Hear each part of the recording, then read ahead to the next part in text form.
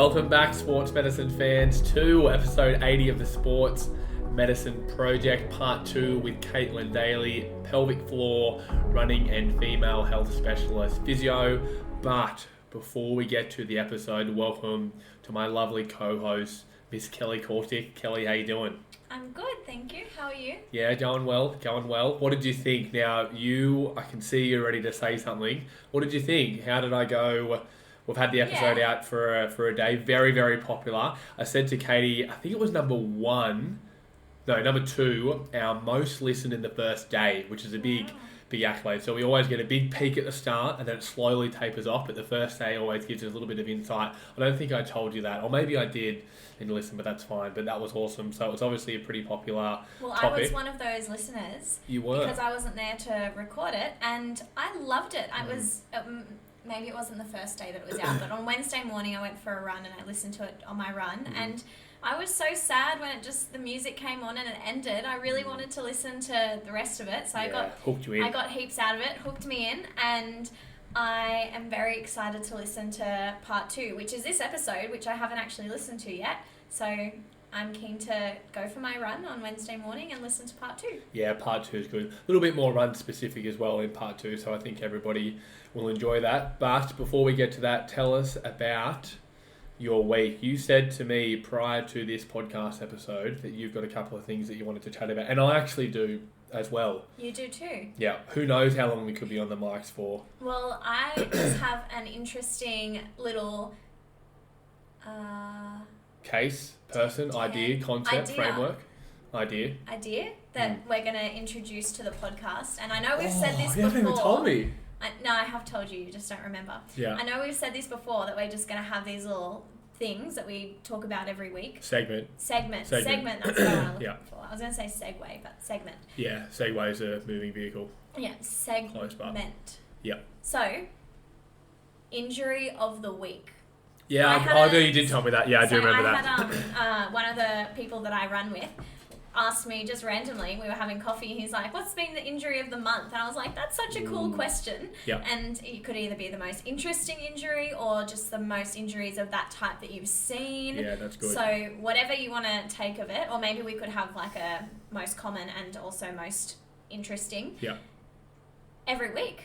I just think that's a fun question. Yeah, that I is like good. it. That's good. So what's your injury of the week? My injury of the week, you know what? It was, which is probably not that common for me to see, but it was in a barefoot athlete. When I say barefoot athlete, they do their sport barefoot. So it was in a dancer who had previously suffered with some bony bruising at the base of the second met, and then had gone into a boot for a couple of weeks, come out, everything was okay, and then started to notice some pain and discomfort, presented with pain over that area again.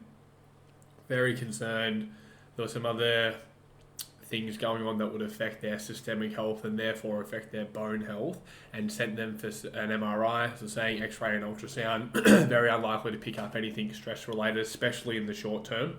It almost is a waste of time, so MRI is going to be one of the gold standard tests to send for that. Explain, the reason that we would do that, and of course it's going to change our treatment dramatically. And this person has some competitions coming up, and it could be you either do it or you don't, and that come back with a third metatarsal shaft stress reaction, which you don't very commonly see.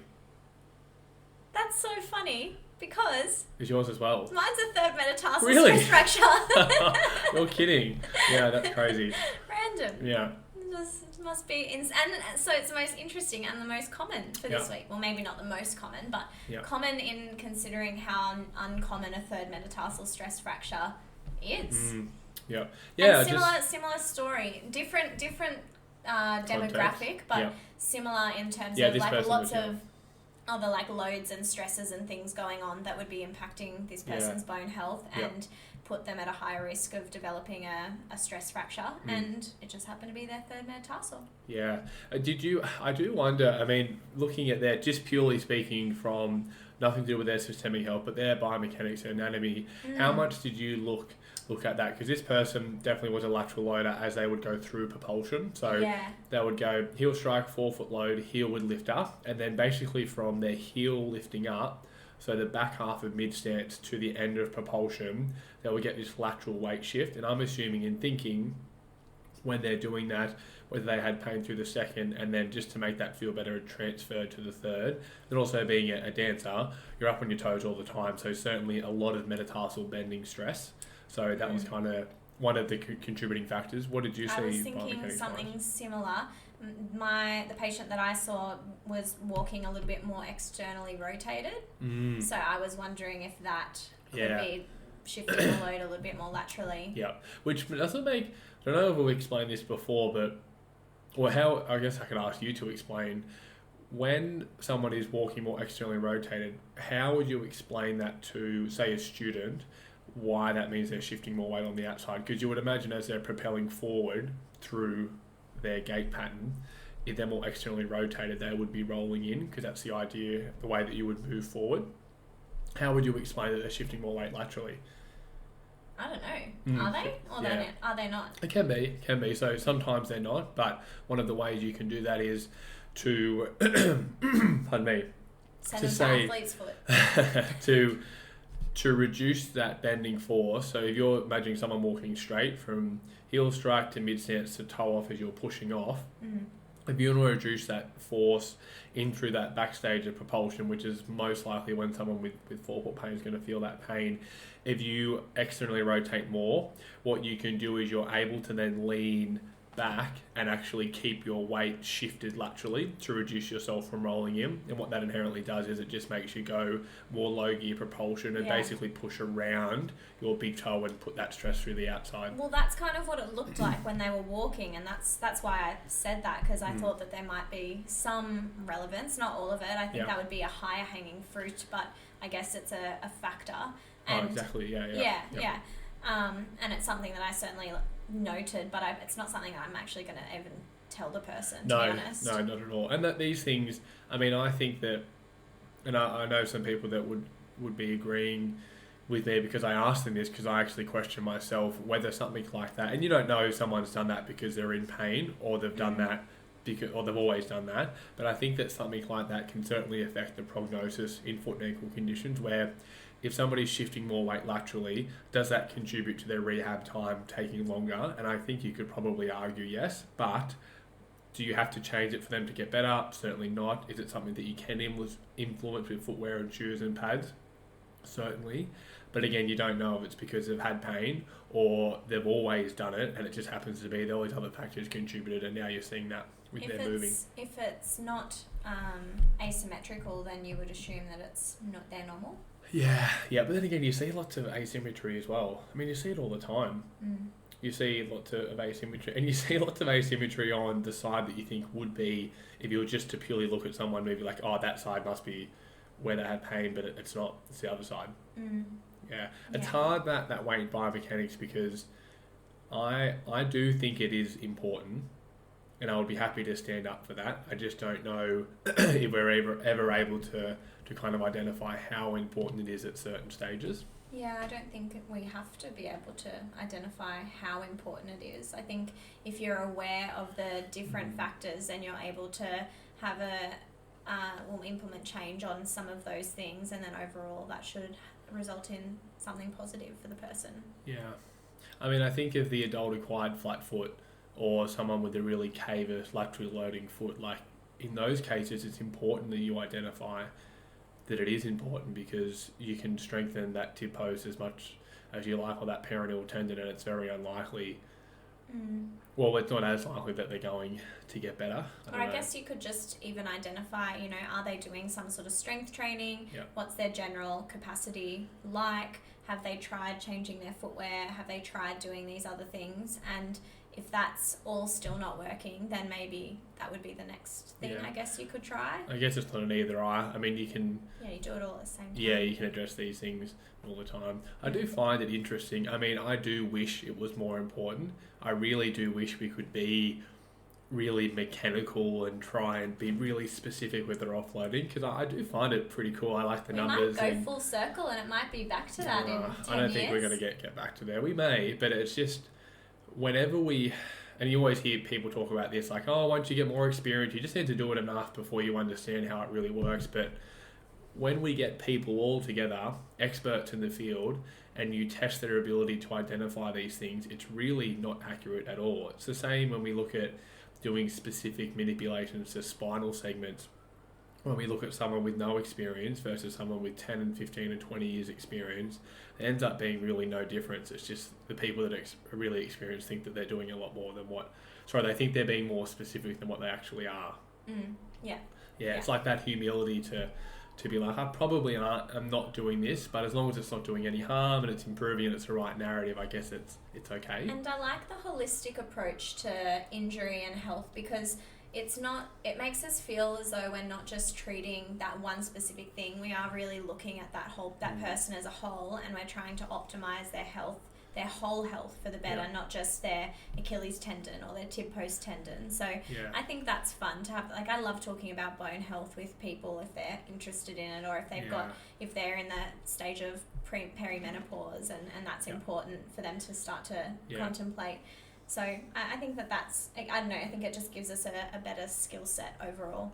Yeah, I wanted to ask you a question if you'd heard of this thing called, I think it might be called and I think I reshared this on the Instagram page, it's called the stress relaxation, where if you're, say, the patella tendon, you've got, let's call the healthy part and the non-healthy part. Let's say degenerative versus non-degenerative. I just want to say healthy and non-healthy because it's easy to speak about. The donut and the hole. Yeah, donut and the hole. So healing the whole, addressing both. They were saying if you do, say for your patella tendon, if you do a big jump up in the air and come back down, when they look at what parts of the fibres in the tendon are being tested, it's the healthy part, which is... How do they know? Well, I'm just looking at this from this study from Stafford 2002 PMD. I can't see the PMRD. But then if they look at doing an isometric hold, they're saying that if you hold it for 30 seconds, you can look at the parts that are stimulated are the whole donut, so the degenerative or the non-healthy part and the healthy part, so you can treat the whole thing. That allows us to go. So athletes also integrated heavy isometric stress relaxation training 3 times a week using a leg press and leg extension machine.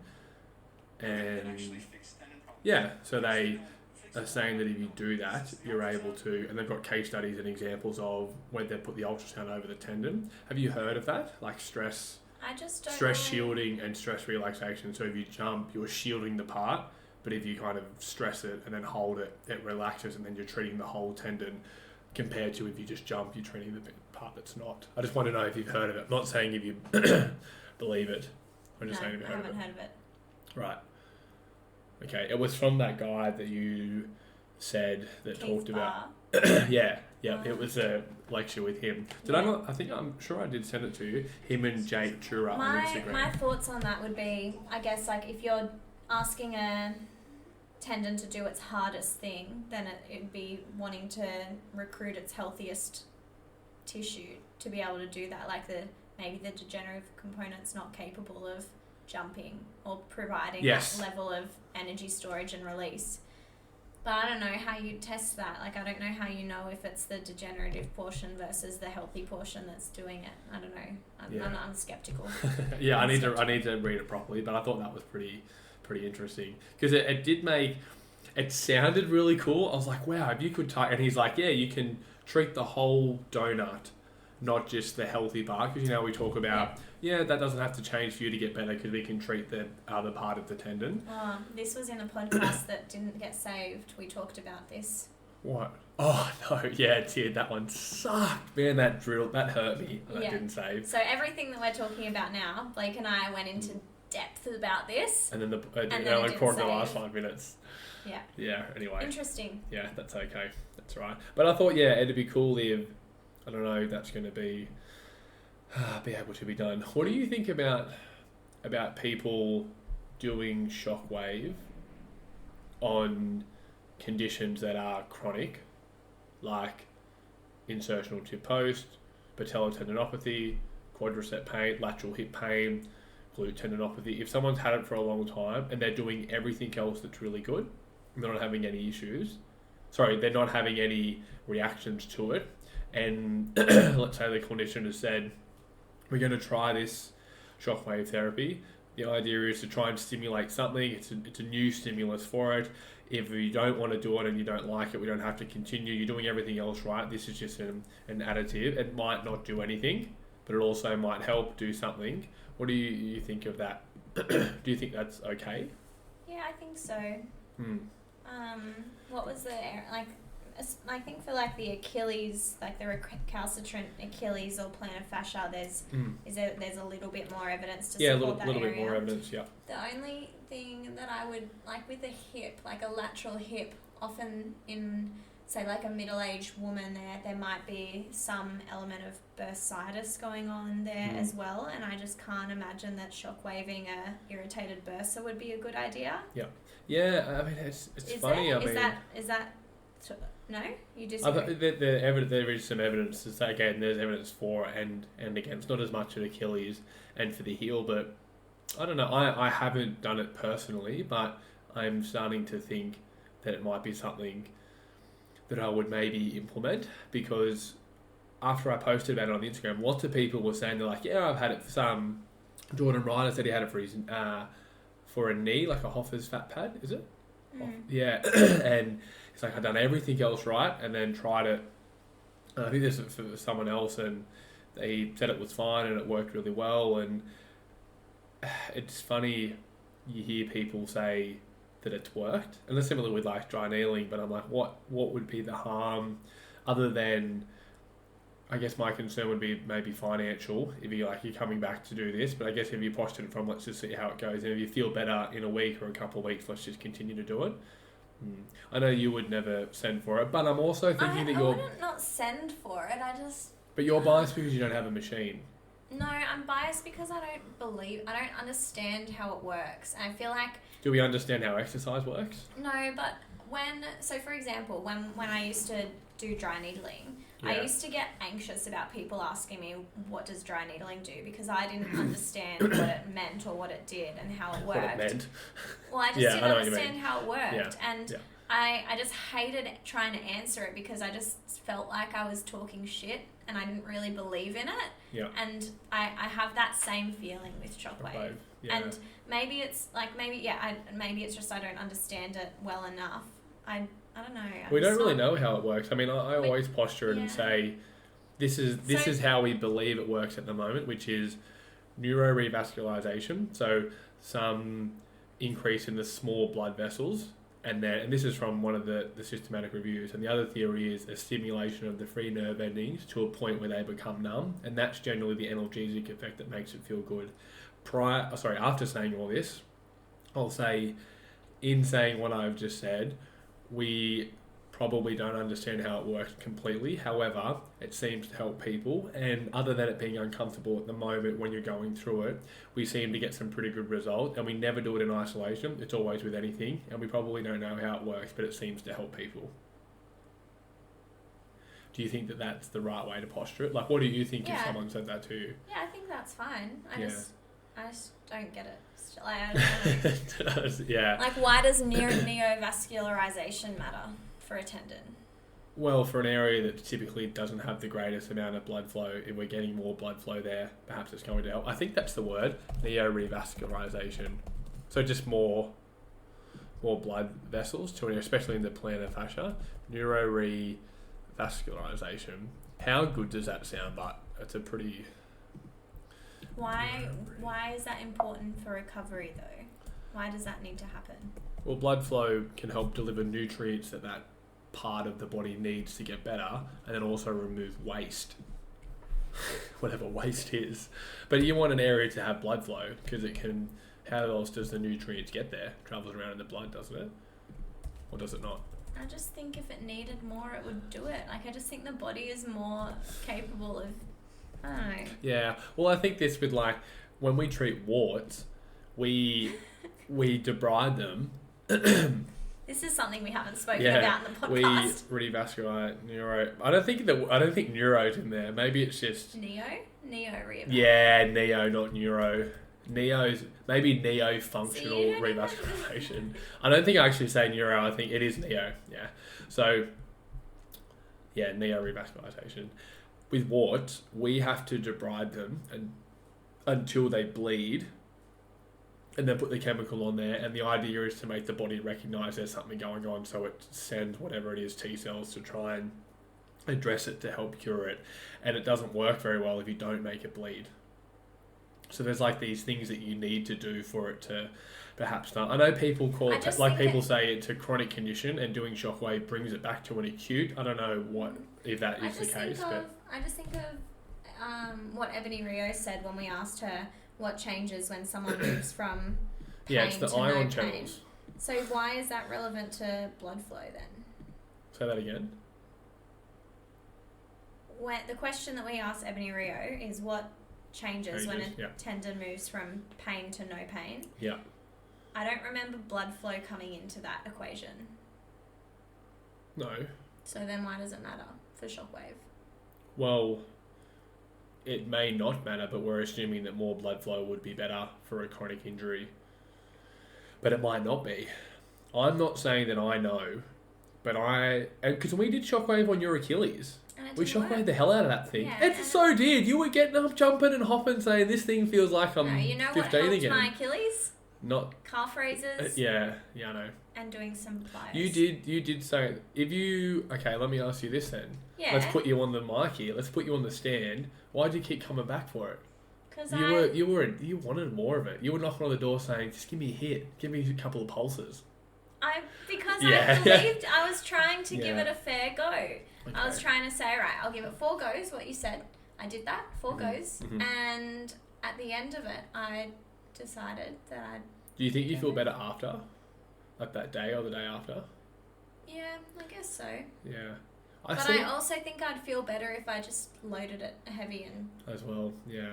I seem to get some good buy-in from people over the age of 40 or 50 or 60 of chronic Achilles where they're doing a lot of the rehab, but for them it's taking a long time, and I'm always talking about this is going to take a long time. Continue with the rehab, that's most important, and progressing them gradually with whatever their meaningful activity is. And I cannot tell you the amount of times someone that has come in and it's been a week and they're like, yep, it feels a lot better. Like I feel like I've crossed the bridge or something like that. And I know that it's just a shockwave. Is that on me for not giving the right education? Do they not have enough buy-in? That kind of thing. Or do you think it's just so painful that they're like, it must work?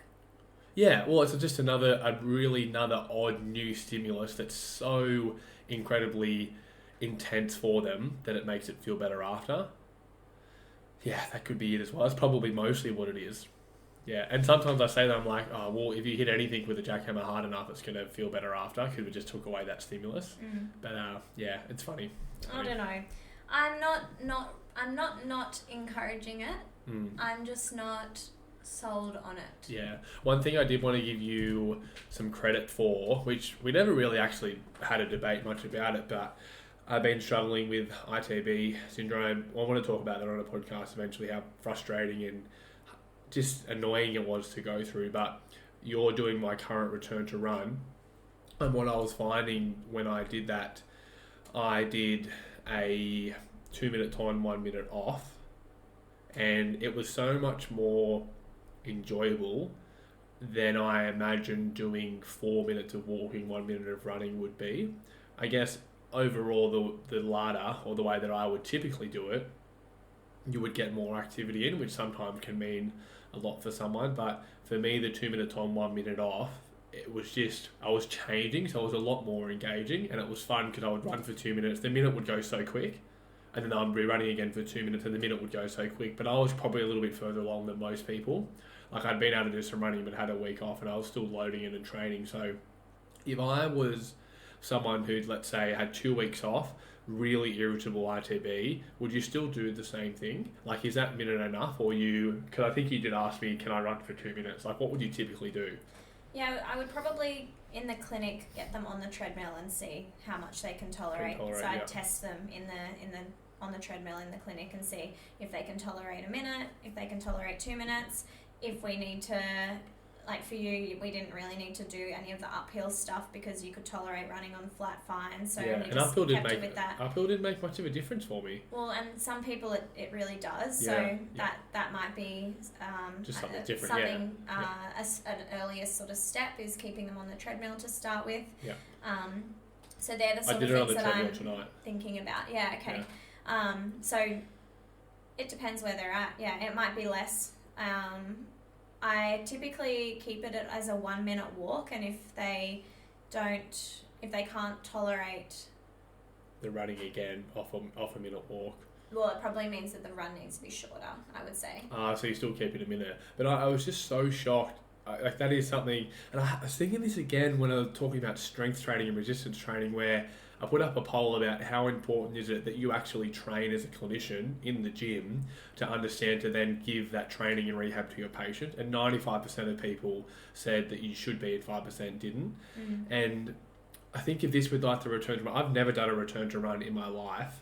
And then I cannot explain to you how many, not even think how many times. Never done them as in like you've never had to do one. I've never had to do one personally. Yeah. And I think too, and I know there's people listening to this podcast that I have given this to, I used to always give the 4 minutes of walking, 1 minute of running times 4, and then progress it to, kind of down to 3 minutes of walking, 2 minutes of running, 2 minutes of walking, 3 minutes of running. And I was like, that's fine. You're still doing that amount of walking. But now I'm like, it's better if you can have it on, off, because it's probably still the same amount of running, but it's so much more engaging because you're like, oh, now I'm changing now. And you're not really thinking about, oh, this is so shit because I'm walking for 4 minutes. And like, ultimately you think, well, this is in my head. What's the point of the running anyways? It's to get you more tolerant running. Yeah. So it's not for fitness. It's not real. Like you're going to get them cross training with something else if they want to have that cardiovascular benefit, because their return to running is probably not really going to achieve that anyways, because you want it to be slow and they're not doing heaps of it. Like at the start, they're not doing heaps of it anyways. Yeah. So for someone like yourself who's fit, so my thoughts are, let's make it shorter and more get to the point sort of thing, and just see how much we can get you running, and how quickly we can sort of get you to just like 10 minutes of running or 20 minutes of running. Yes, I mean, I see your point. I'm speaking purely just from engagement and enjoyment, because it's annoying because you want to get back running. And if you ever had two programs where you let's say you said you're going to do a 30 minutes of running, 30-minute activity, and you're going to do over that 15 minutes of running, 15 minutes of walking, and you could program it the way that you had given me, or you could program it how I would typically do it, purely based off what I had experienced in the past couple of days. I would do it your way because it was more engaging and fun, and I didn't really think about how shitty it is that I have to run for 2 minutes and walk for 1 minute, with the fact of 4 weeks ago I could go out and easily run 25k with no issues at a relatively decent pace. And I feel as though if I was doing 4 minutes of walking or 3 minutes of walking, 2 minutes of running, I would maybe think a bit more like, oh, this is so annoying, I've got to walk for 3 minutes. Whereas that one, I'm like, oh, now I'm running again, now I'm walking, now I'm running. I just didn't really think of it. So I thought that was pretty interesting. That's good. Thanks for the feedback. I'm glad you enjoyed it. And I know we do it a little bit differently. Yeah. But now I'm like, well, that's really cool. So I'd never thought of that. So if you're listening to this and you're doing your return to running, just play around and see, what you would find more enjoyable. So yeah, I thought that was cool. And the other thing that I think about with it is what's the point of the walking? Like, it's just to break it up, really. Well, isn't it to let it not get to that threshold? Yeah. And I don't know if you need to do that for 4 minutes, though. Yeah, exactly. Yeah. I mean, maybe it changes depending on the injury. Like a bone stress injury perhaps with the metatarsals compared to like a knee ITB. Yeah, it was cool. Awesome. Well, let's end it there. Enjoy, everyone. Part 2 I'm excited with Katie to listen Daley. to it. Yeah. All right. See you guys. Bye.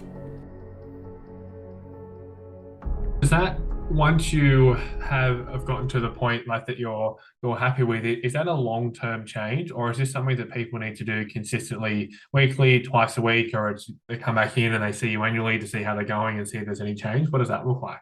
Yeah, there's so much argument in the pelvic floor space at the moment around like, why are we training the pelvic floor muscles every day?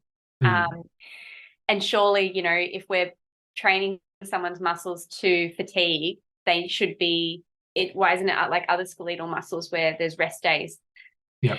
And there's like heaps of debate over this, there's kind of two camps. Like some people saying like, yeah, we're not pushing them hard enough. They're just doing, X amount of reps every day, but they're not overloading the muscle tissue. So yeah, there's a bit of debate at the moment, but essentially we want all we know for certain is that we want 12 to 16 weeks of regular individualized pelvic floor muscle training where the muscles should be challenged further and further, whether that's with seconds that the person's holding that contraction for or reps that they're doing or positions that they're doing them in. So the easiest being like lying on your side to then standing upright, to then coordinating it with a deadlift, that type of thing. So we want to progressively challenge the pelvic floor more and more over that 12 to 16 weeks. And then the research basically says once you get your pelvic floor conditioned to that point, you can then maintain what you have with about a twice a week frequency of individual, like the actual isolated pelvic floor muscle training. Okay, which is similar in the kind of like running rehab kind of world, where once you get to that point, a lot easier to maintain than what it is to get there.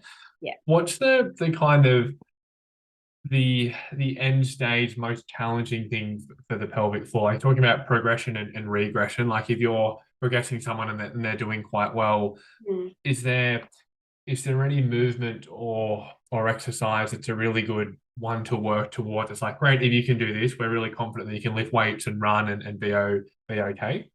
Yeah, I know what you're saying.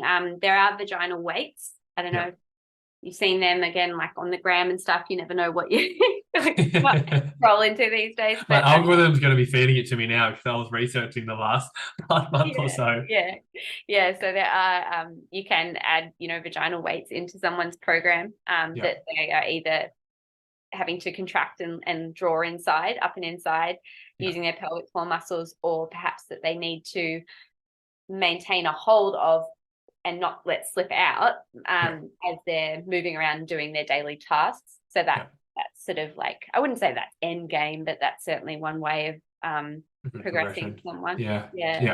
Now, can you, in the elevator pitch, because I imagine this would be able to speak about an hour to this question, but can you talk us through a return to training postpartum? And I was thinking, because we have lots and lots of runners that listen to this and lots of clinicians who are runners as well. And I was like, is it vastly different? And I'm assuming it would be, depending on what someone wants to get back to. If they just want to get back to walking, or, their group classes, or just, being able to run 10 kilometers versus being able to run a marathon. What does that kind of progression look like? And how much does it vary between what the person's trying to get back to? Yeah, so I love that you've got like a lot of runners as listeners, because I'm a runner too. And I was going to say quickly before you enter that your Instagram, you've got some really good stuff on here, because I was checking it out this morning again just to make sure I got that right. So you post some really good stuff. If any runners listening to this to go and check that out. Thanks. Yeah, I'm a bit of a sporadic poster, but hopefully that improves this year. But yeah, so look, running 2.5 to 3 times body weight. I don't know if you've got a similar stat, but that's what we get told. It's considered the high impact. You've got those ground reaction forces.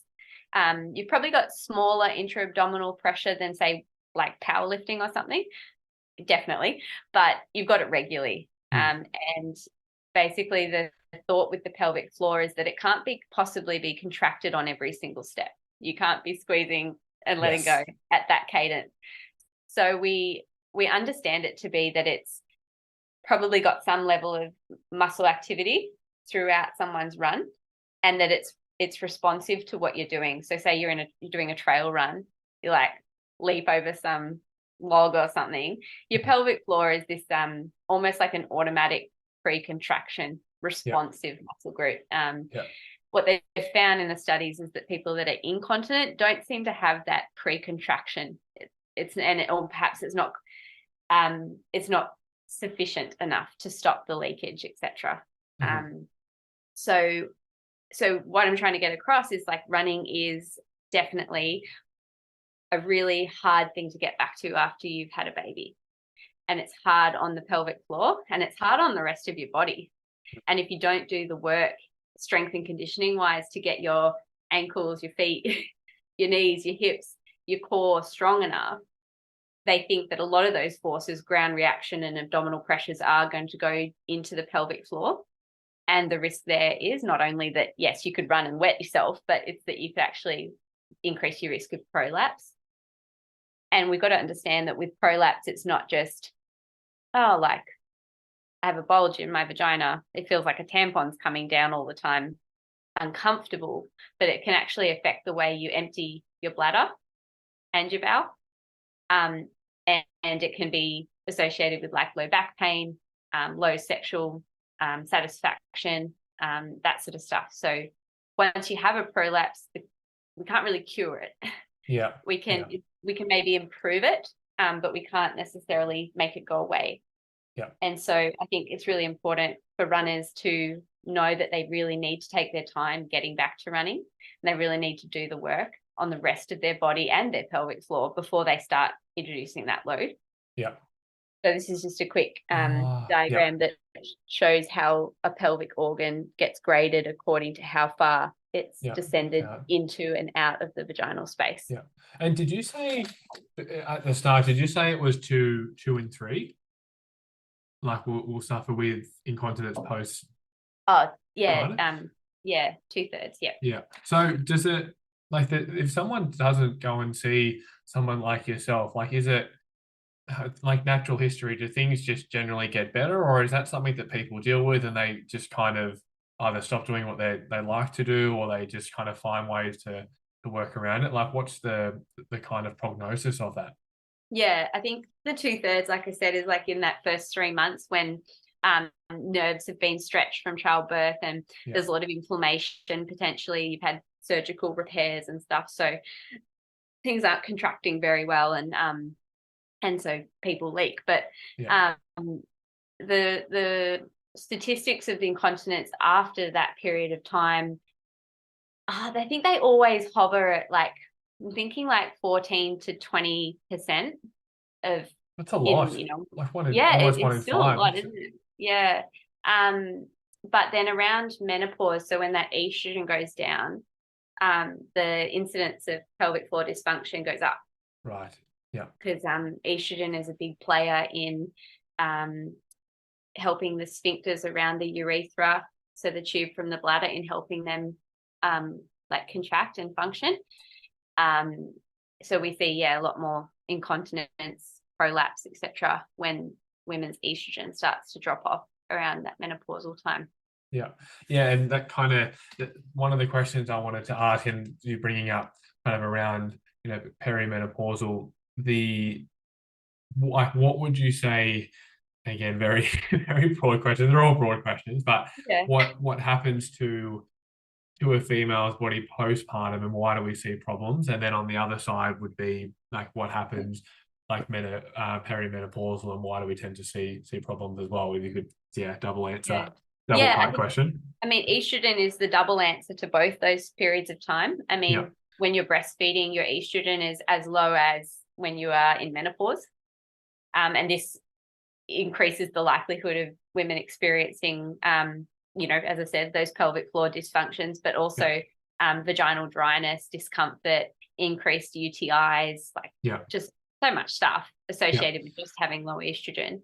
So that's where they're similar. I guess where they're different is with menopausal, you've got that age effect on connective tissue, and the fact that as we're all aging, our connective tissue is stretching, becoming thinner, and basically in the pelvis, you've got your pelvic floor muscles. Think of that like the base, but you've got these big ligaments that help hold up, the uterus and the bladder and the bowel.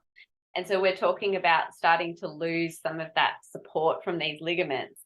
And if this pelvic floor is hanging down really low and it's got quite open and it's thin, you're much more likely to start to feel bulges or to have that leakage when you cough, when that bladder drops. So that's what's happening at the menopausal side of things. And then with the postpartum side of it, it's that your muscles have stretched 250% of their capacity when you birth a baby. And as I said, sometimes you've got levator avulsion, so you've got muscle torn away from pubic bone, you've got neuropraxias, and you've got a lot of fluid and swelling for some women. So all in all, that area and that function of the pelvic floor for continence is pretty compromised, and pelvic organ support.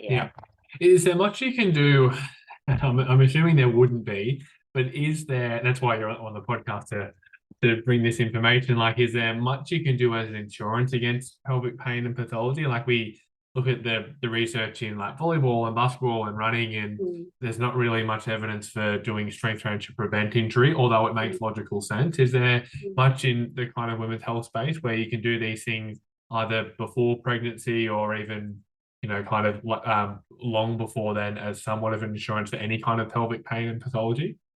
Yeah, with the incontinence, that stat I said before about like 69% less likely to leak at the end of your pregnancy, and about a third less likely to leak early postpartum if you do pelvic floor exercises.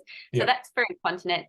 They unfortunately haven't shown that doing pelvic floor exercises can prevent prolapse. It's one of those, like, we've got low quality research, we're uncertain, So I can't unfortunately share any good news with prolapse. And is that like during pregnancy you were saying? Like, I remember like saying at the start, like the postpartum, but even like if you're a female listening to this in their 20s, do they do pelvic floor stuff? Like, does that help later in life? Is there any data on that, or that's too much of a stretch? It depends. Like, if you're in your 20s and you haven't had kids yet, but you're a gymnast or you're a runner or you're a volleyball, like, as you said to me before we recorded, like the rates of incontinence and nulliparous, so women that haven't had babies but they perform these high impact sports, is actually really high. So like, I think you said to me, what was 80% of volleyballers? Yeah, 80% of volleyballers and 25.9% urinary incontinence in all female athletes across different sports. And that was a meta-analysis and systematic review, and a 20% of stress urinary incontinence, which is huge. Like, that's over 1 in 5, 1 in 4. Like, that's massive. And it's funny, you think of, like, that is so much higher than any other injury that we talk about in like running or powerlifting and things like that. Yet it's seems to be not as much talked about. 100%. Like, I think that's going to be the next stage. We've got a lot of pregnant and postpartum people coming to see women's health physios. We've even getting some of the people that, in their 60s and 70s, and when they were young didn't even have women's health physios. Like, they're coming in, but I don't think we're seeing many of these athletes that are, before they have their babies, coming in and, look, I leak whenever I do double unders. So I think hopefully that we still, like, we're going to get that Getting there. Get that awareness out there and get them coming in. Because I chatted to a woman who's now had her kids, but she said to me, when she was trained to be a gymnast when she was younger, and she was quite high level, she said that her leakage was so bad that it really ended her career in gymnastics, because she was so ashamed and scared to leak on the floor that she gave it away. Yeah.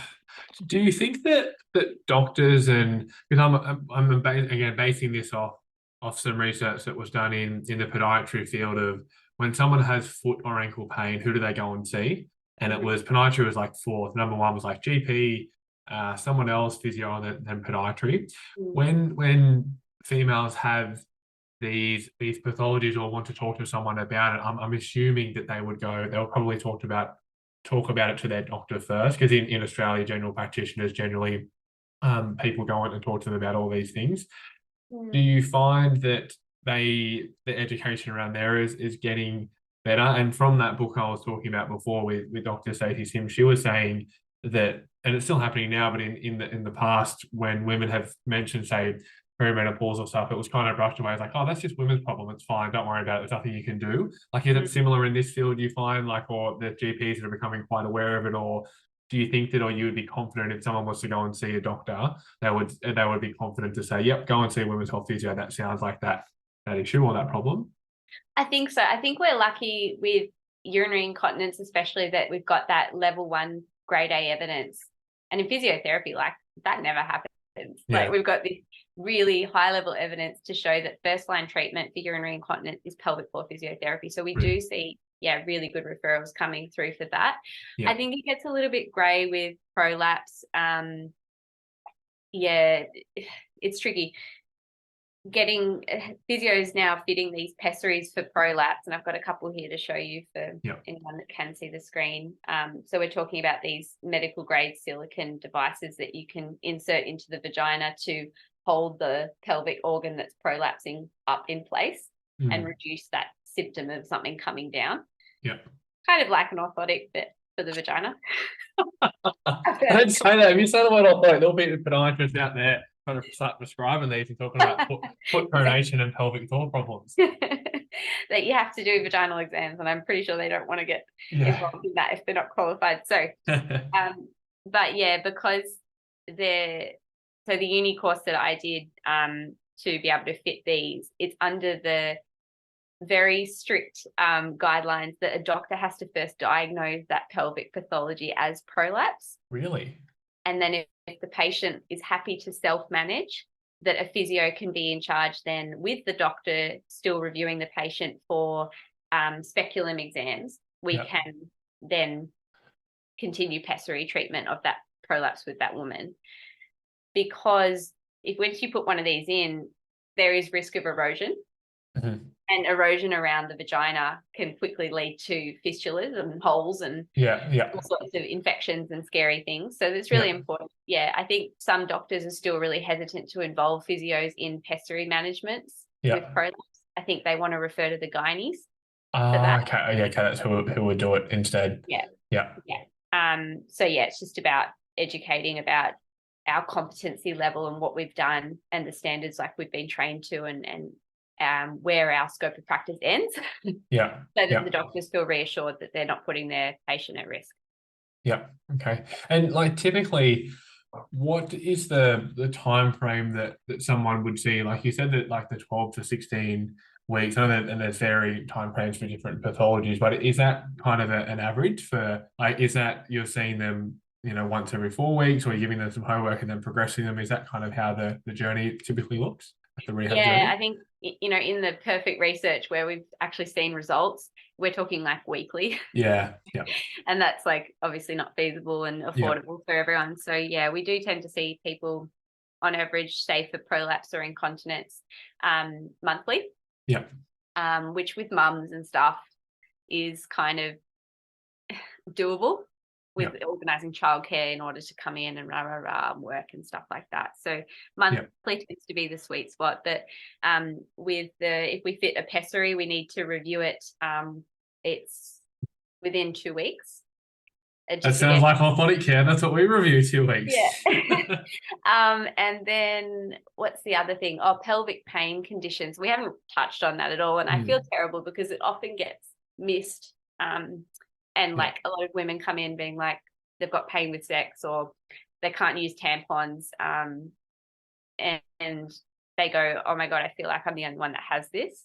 So there actually is probably more shame and isolation in those conditions. And I feel really bad. I was just thinking about it. I'm like, I haven't talked about pelvic pain conditions. There's so much I wanted to talk about today. But yeah, they're for those pain patients, it's not just 16 weeks of therapy. We're talking like I saw one woman for up to a year, but I would only see her every 6 weeks. And it would be, obviously, you know what it's like when you're treating chronic pain. We're talking like that whole pain approach, whole person pain approach, same with pelvic pain. And there's some researchers in the University of South Australia working with like Lorimer Mosley, David Butler on getting a book for pelvic pain specifically is what I'm trying to say. But yeah, anyway, the treatment for pelvic pain is a bit more long term and involves a lot more self therapy. So I'll just quickly show, if I can get this open, vaginal trainers. Sorry, struggle with this. So for some women with pelvic pain, they can't even have themselves touch or anyone touch the area of the vagina. And they definitely can't handle any form of penetration for even an assessment of their pelvic floor muscles. They can't manage with tampons, nothing. So we have to start very slowly and gradually and build up, trying to increase essentially the distensibility of their vaginal opening, to then eventually be able to treat the pelvic floor muscles. So that takes a long time. And like, what is pelvic pain itself? Like, what does that involve? Like, what is the definition of that? Yeah, so pelvic pain is like that umbrella term. Yeah. It involves conditions of around the menopausal period of that low estrogen. So genitourinary syndrome of menopause, I think it's called, vaginal dryness and increased likelihood of infections. And when that tends to happen around the vulva and the vagina, we can get something called vulvodynia, which is essentially like kind of what I'm saying, dynia, meaning like that, light touch becomes searing pain type thing. We've also got a condition called vaginismus, and that's, muscle spasm within the pelvic floor muscles. And we've got dyspareunia, which is pain with penetration and intercourse. All the terminology tends to change a little bit, and that's why I'm kind of like, I hope I'm getting this right, because from when I was at uni in 2019 to now, like, they've literally changed a lot of these terms. But they'll continue to change. They'll just change every year.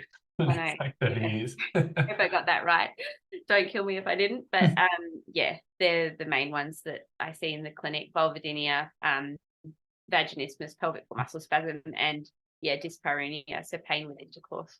Do any of these present as musculoskeletal, or have the similar symptoms to people that maybe suspect there's something musculoskeletal going on, like a muscle injury, or even like a bone injury, or something like SI joint pain or synovitis? Like, are there a couple of differentiating factors that are like, maybe this doesn't really sound, and it is musculoskeletal, but it doesn't sound like a musculoskeletal therapist should be managing it and needs to see women's health? A lot of hip stuff in women. If you're not getting better in that time frame that you suspect, it can be the pelvic floor, usually overactivity. So definitely worth sending on. Because pelvic floor muscle overactivity doesn't always have a lot of overt symptoms. It's not like you're leaking and things where you're like aware of it. Every time you cough or sneeze, we're talking like you might be sitting on the toilet and it just takes you a long time to wee. Your bladder doesn't maybe empty fully, so you're often going back and doing another wee quite soon after. Or when you do have sex, it's painful. But again, there's that myth of like sex is painful for women. Yeah. And so they don't think anything of it. Yeah. It sounds like I can imagine having this conversation would be like almost life-changing for someone to feel heard about these issues and pathology. If it had been dismissed for so long, or they thought that nobody could help with this, like, are you finding, I know I've asked this question a couple of times, but there's like the women's health physio are growing around, and it's a lot easier to get in and see someone and talk about this stuff, and generally getting, great outcomes for people. Because I can imagine it would be life-changing. Yeah, absolutely. It is life-changing. And I know, like, it's the best part of the job, obviously when you can help people. But I think it's always pretty cool when you've surprised maybe yourself and them with just how good things have gotten. And especially in the women that are in that menopausal stage of life at the moment. So they didn't have women's health physios when they were young and having babies. I think they might be my favorite because they're just like so amazed. It makes me a little bit sad that they haven't had it, but then they are getting benefit of it now. And they are the ones that want to go and tell all their friends. You don't need to just wear pads, there's something you can do here and stuff. So I really enjoy seeing those patients. Is there any identified risk factors for like just pelvic pain in general, other than the obvious ones?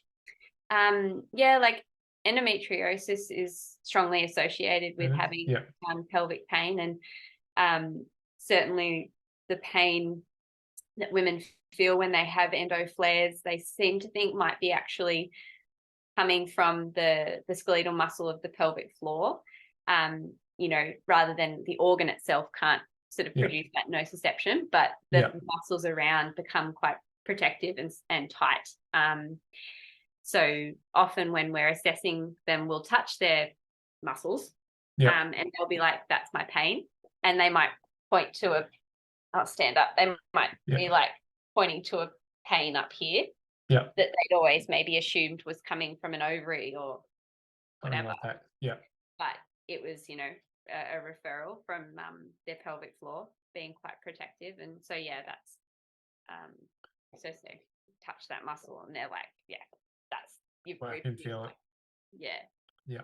And how do you find, like, in your experience, if they've gone through the rehab process and perhaps it's worked really well, or it hasn't worked as well, like things like medications, and is there surgeries and injections, like do they have, how are the outcomes with that? Are they successful, or is it kind of similar with anything where some people it's great, some people not so much, but it's probably more skewed in they're not great? Yeah. With prolapse, I believe the stat is a third surgical failure in 3 years, which is high. That is very high. And pretty devastating, because then the likelihood of ongoing failure increases with subsequent surgery. And yeah, it's just a mess and very sad. So that's in terms of prolapse surgery. So that's why we tend to encourage women to either engage with a pelvic floor physio and get some rehab going, or to explore relief with conservative option like a pessary. Yeah. Because often after you've had that surgery, you lose a lot of your vaginal length.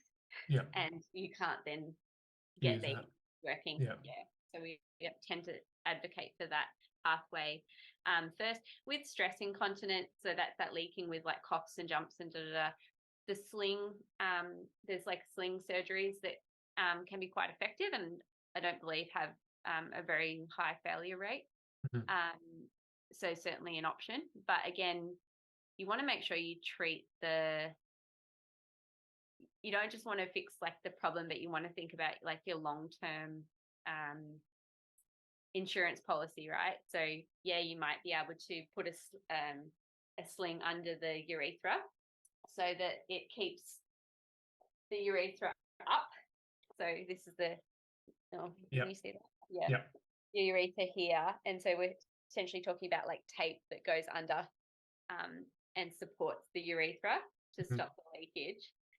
But you also want to think about, once you're aging and that connective tissue is stretching, you still want those people to have good pelvic floor muscle like tone and a healthy pelvic floor. So I think that those people still need physio. And then, there's a bunch of other things people can do. So we've done the stress incontinence and the surgery, prolapse and surgery, overactive bladder, which we talked about, like that urgency and frequency to empty your bladder, sometimes associated with leaking urine too. There's medications that aim to quieten the bladder usually, but they have their complications. There's an increased risk of dementia especially. So, it's definitely something people need to talk with their doctors about. But sometimes I have found patients that maybe they're just really struggling to be compliant with pelvic floor muscle training. That combined with age, they're obese as well. They're really not getting a lot of reduction in leakage.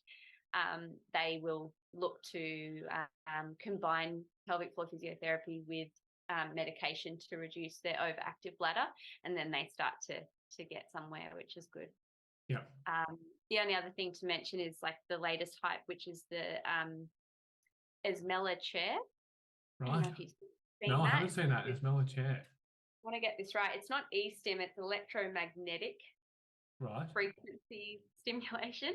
Yeah. So you sit on these chairs fully closed, and we're talking like, how many pulses is it going into those muscles? It's something like 10,000 pulses. Wow.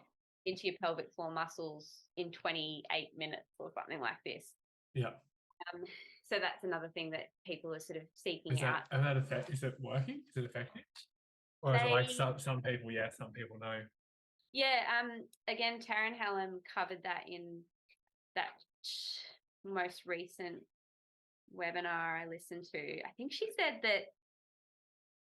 What did she say? She said that she was disappointed with the lack of research into it in the last 5 years. She was hoping for more, which makes her think that maybe it's not as good as what they hoped it would be. Yeah. Which was really, quite interesting. I think she said it's not studied in women before 3 months postpartum.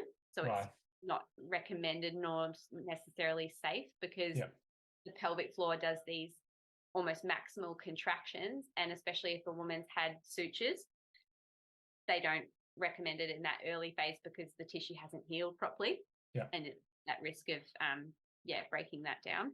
I think they were the main points. Okay. Now to finish us off, we've got two quick fire questions. Now I sent these to you this morning, so you've done pretty well with these answers. Not much time for preparation, but so far in your career, what would you say your two biggest learnings have been? And they can be anything in life, but as a health practitioner, and you imagine, well, I'm imagining someone listening to the podcast, they've just listened to this awesome episode, they've learnt so much, and they're like, I wonder what the things that she's learned that she could change, or that kind of thing. What would you say? Yeah, I think it's that the honest truth is that I was going to give up physio at third year undergrad. I was very uninspired. And my dad said to me, "You're going to finish this one," because I'd already started like a medical science degree before the physio one. And I was like, I hate that. I hate chemistry, blah, blah, blah. Into physio, he's like, "No, finish. You're almost there." But in my job as a physio, musculoskeletal, when I was doing that more broad experience, I was really unhappy, really stressed by my job. Very like, my approach to it was like, well, if I'm stressed, I must just not know enough, so I need to work harder. So I'm going to get to work earlier, prepare more, do a better job, blah, blah, blah. And but I just never clicked, and I had all this doubt that I was just maybe not meant to be a physio, and I thought I'd put all these years into it, and I was just about to kind of give it away. But then that niggle voice about women's health came back, and the decision to back myself, go and study that more, and just make that my purpose with my career has taken me from wanting to throw it away and become like, I don't know, a real estate agent, to like owning my own business. Now I'm going to start a podcast.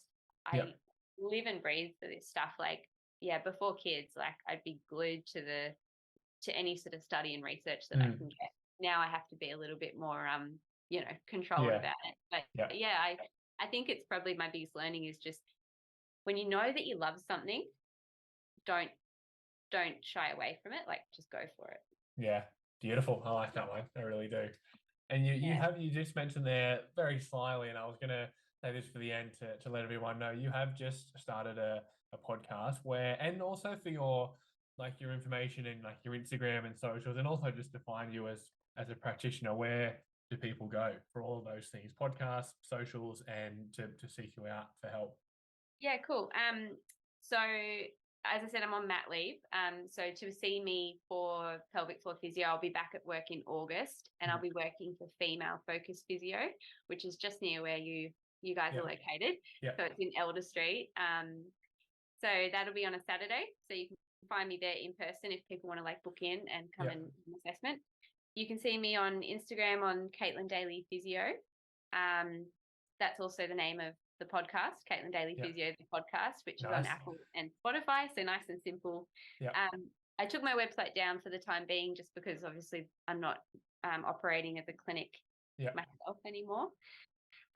So they're probably the best platforms to find me on for clinical related stuff. Yeah, awesome, lovely. Thank you so much for coming on. Any parting words? You left it pretty well when you said with your biggest learnings, but anything to leave these lovely listeners with to finish with? Just I'm really inspired by other healthcare practitioners and personal trainers, nutritionists, etc., caring about pelvic health and wanting to refer to women's health physios. Like, I find that really inspiring. A lot of them actually come and see me as patients themselves. So just keep doing that. And I know it can be hard to have that conversation around some of these topics, but the more you do it, as you said, the more comfortable you get, and the more you think, wow, I wish I'd done this more earlier, because I've helped someone, and they'll come back to you. Like, I know Justin sent a lady to me, and she just had such a great experience, and it's really, really influenced her journey into motherhood and stuff. So just don't be afraid to ask people about pelvic health issues. Yeah. And then refer, if you're looking for someone, it's on the Australian Continence Foundation. They have like a directory of cool. Yeah, women's people health to physio. sort out. Yeah.